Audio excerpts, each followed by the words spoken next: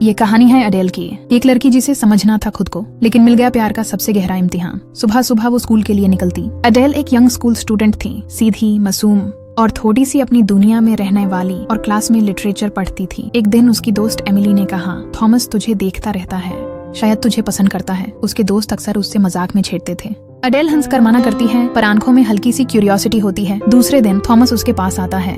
वो दोनों एक ही बस में सफर कर रहे होते हैं। थॉमस पूछता है वो कौन सी किताब पढ़ रही है। अडेल थॉमस को बुक का नाम बताती है और थॉमस कहता है उससे किताबें पढ़ना अच्छा नहीं लगता, म्यूजिक अच्छा लगता है। फिर दोनों डिसाइड करते हैं कि वीकेंड में पार्क में मिलेंगे। अगले दिन जब वो स्कूल जा रही होती है तो अडेल की नजर एक लड़की पर पड़ती है, ब्लू बालों वाली एक लड़की जो किसी और लड़की के साथ खड़ी होती है। वो एक पल था, लेकिन जैसे वक्त रुक गया हो अडेल के लिए। अडेल उसे देखती रहती है और वो भी पल भर के लिए पलट कर देखती है। उस नजर में कुछ था जो सीधा दिल तक चला गया। अडेल थॉमस से मिलती है। थॉमस फ्रेंडली और जेंटल है। ये दोनों सिनेमा जाते हैं, हाथ पकड़ते हैं और फिर पहला किस होता है। लेकिन रात में अडेल को नींद नहीं आती। आंखों में वही ब्लू बालों वाली लड़की उसके पास, उसके करीब। वो अपने ख्यालों में ही ब्लू बालों वाली लड़की को खुद पर हावी कर लेती है। वो नींद से जागती है। वो उठकर खुद को समझने की कोशिश करती है, पर जवाब नहीं मिलता। अगली सुबह वो स्कूल आती है, चेहरे पर थकान और आंखों में सोच। उसके दोस्त मजाक करते हैं कि शायद उसने थॉमस के साथ रात गुजारी है। अडेल चुप रहती है, दिल में गिल्ट और कंफ्यूजन दोनों। थॉमस फिर मिलता है, पूछता है मैंने कुछ गलत किया क्या, पर अडेल अंदर ही अंदर ब्लू बालों वाली लड़की के ख्यालों में खोई हुई है। अडेल थॉमस को किस करती है ताकि वो ब्लू बालों वाली लड़की के ख्यालों को अपने दिमाग से निकाल दे। थॉमस और अडेल के दरमियान सुनहरा पल गुजारता है। दोनों एक दूसरे की बाहों में प्यार के पल गुजार देते हैं, जैसे दो जिस्म एक जान। स्कूल का अगला दिन, पर अडेल फिर से अपने अंदर बेचैनी महसूस करती है। वो खुश नहीं है। वो थॉमस से ब्रेकअप भी कर लेती है, क्योंकि वो थॉमस को कोई झूठी उम्मीद नहीं देना चाहती।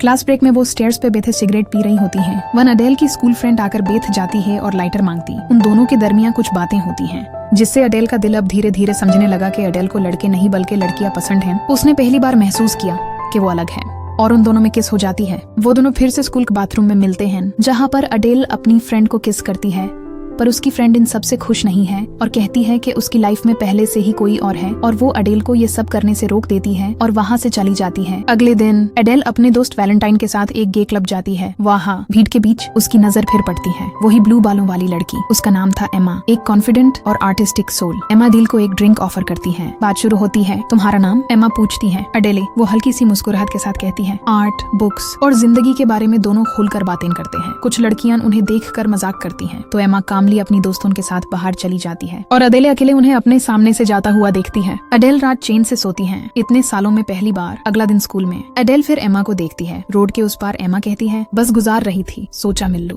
दोनों पार्क के एक बेंच पर बैठते हैं, कैजुअल बात करते हैं। एमा का स्टाइल, कॉन्फिडेंस और फ्री सोच अडेल को अट्रैक्ट करता है। जाते वक्त एमा उससे सॉफ्टली किस करती है। अडेल चुप रहती है, लेकिन उसके दिल में सब कुछ बदल चुका होता है। रात को उसकी दोस्त एमिली पूछती है, वो ब्लू बालों वाली लड़की कौन थी? अडेल झूठ बोल देती है, एक कैफे में मिली थी, पर उसके फ्रेंड्स समझ जाते हैं कि बात कुछ और है। कुछ लोग मजाक उड़ाते हैं, कुछ उससे जज करते हैं। अडेल से ये सब बर्दाश्त नहीं होता और वो अपने दोस्तों से लड़ने लग जाती है। बाकी दोस्त मिलकर उन्हें दूर करते हैं, पर अंदर से हिल जाती है। अडेल एमा के साथ ज्यादा टाइम बिताने लगती है। वो एमा के आर्ट गैलरी जाती है, पेंटिंग्स देखती है। दोनों एक दूसरे को समझने लगते हैं, बिना कुछ कहे, सिर्फ नजरों से। एक शाम पार्क में बैठकर दोनों के बीच पहला इंटेंस मोमेंट आता है। एक हल्की सी नजर, एक स्लो सा टच, और फिर वो पहला किस। खामोशी में सब कुछ कह दिया जाता है। उस दिन से अडेल के लिए एमा सिर्फ एक दोस्त नहीं, एक प्यार का एहसास बन गई थी। उनके बीच का कनेक्शन रॉ था, रियल, पैशनेट और बिना नकाब के। अडेल के लिए ये सब कुछ नया था, लेकिन नेचुरल। उन रातों में उसने खुद को पहली बार जिया। अडेल के पेरेंट्स कंजर्वेटिव थे, इसलिए वो एमा को फिलॉसफी ट्यूटर कहकर मिलवाती थी। वो दोनों अब छुप छुप कर मिलते थे, लेकिन जब वो अकेली होती तो उनकी दुनिया में सिर्फ वो थे जहाँ प्यार के लम्हे जैसे थम से जाते हैं। कुछ साल बाद अडेल एक प्राइमरी स्कूल टीचर बन गई। एमा आर्ट एग्जीबिशंस में बिजी रहती थी। वो दोनों एक छोटी सी अपार्टमेंट में साथ रहते। प्यार था, लेकिन जिंदगी अपनी स्पीड में बदल रही थी। एमा एम्बिशियस थी, नए प्रोजेक्ट्स, नए लोग, नए दुनिया। अडेल सिंपल थी, बच्चों के साथ, अपने रूटीन में खुश। दोनों अलग बैकग्राउंड से थे और अब वो फर्क दिखने लगा था। एक रात एमा ने अपनी आर्ट पार्टी रखी। सब इंटेलेक्चुअल लोग आए, आर्टिस्ट्स, राइटर्स, थिंकर्स। अडेल किचन में खाना सर्व कर रही थी, चुपचाप लॉग आर्ट और फिलॉसफी पर डिस्कस कर रहे थे, और अडेल बस दूर से सुन रही थी। उस रात उसने महसूस किया कि शायद वो एमा की दुनिया का हिस्सा नहीं है। उसके चेहरे पर स्माइल थी, लेकिन अंदर एक खामोशी थी। पार्टी के बाद सब कुछ धीरे धीरे चेंज होने लगा। एमा अपने आर्ट प्रोजेक्ट्स में उलझ गई थी। नए लोग, एग्जीबिशंस, लेट नाइट्स। अडेल अब खुद को ज्यादा अकेला महसूस करने लगी। वो हर सुबह स्कूल जाती, बच्चों के साथ खुश दिखने की कोशिश करती, लेकिन जैसे ही शाम होती तो घर की खामोशी अडेले को खा जाती। वो एम्मा को देखकर मुस्कुराती, पर दिल में महसूस करती कि अब वो दूर जा रही है। उनके बीच पहली वाली बात नहीं रही थी, वो जज्बा, वो बातचीत, वो सकू के साथ बिताए पल। बाकी बड़ी उनके दरमियान बस थकान और बेचैनी। एक दिन अडेल अपने स्कूल के कॉलीग के साथ एक पार्टी में गई। थोड़ी देर बात करते हुए वो डांस फ्लोर पर आ गए। एक हल्की सी मुस्कुराहट, एक छोटी सी नजर और सब कुछ बदल गया। अडेले ने उस पल में अपने अकेलेपन का बोझ भुला दिया। उसने एक लाइन क्रॉस कर दी, बिना सोचे, बिना प्लान के। जब एम्मा बात पता चली तो सब कुछ टूट गया। वो दिले पर चिल्लाई, आंखों में आंसू लेकर पूछा, तुमने ऐसा क्यों किया? अडेल रोती रही, माफी मांगती रही, कहने लगी, मैं अकेली थी एम्मा, बस गलती हो गई।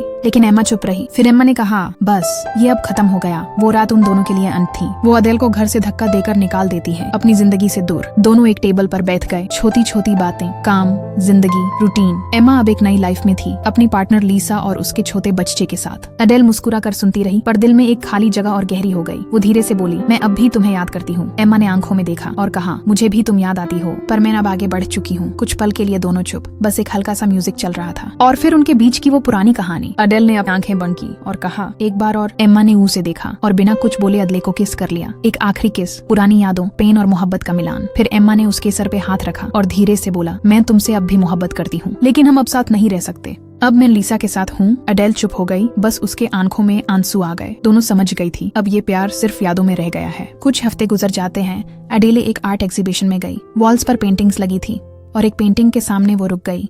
कैनवस पर एक न्यूड पोर्ट्रेट था जो अडेल का था, बिल्कुल वैसे जैसे कभी एम्मा ने उसे पेंट किया था। अडेल दूर से देखती रही, आंखों में आंसू और हल्की सी मुस्कुराहट के साथ। फिर बिना कुछ कहे गैलरी से निकाल गई। उसके दिल में एक सुकून, जैसे वो समझ गई हो, कुछ लोग हमेशा दिल में रहते हैं, चाहे जिंदगी में नहीं। कभी कभी प्यार सब कुछ सिखाता है और सब कुछ ले भी जाता है। अडेले ने खुद को खोकर खुद को पाया और उसके लिए ब्लू सिर्फ एक रंग नहीं था, वो उसकी पहचान था, उसका प्यार और उसका सबसे गहरा जख्म भी। और कहानी वही खत्म होती है जहाँ सब कुछ शुरू हुआ था, एक रंग, एक नजर और एक याद जो कभी पुरानी नहीं होती।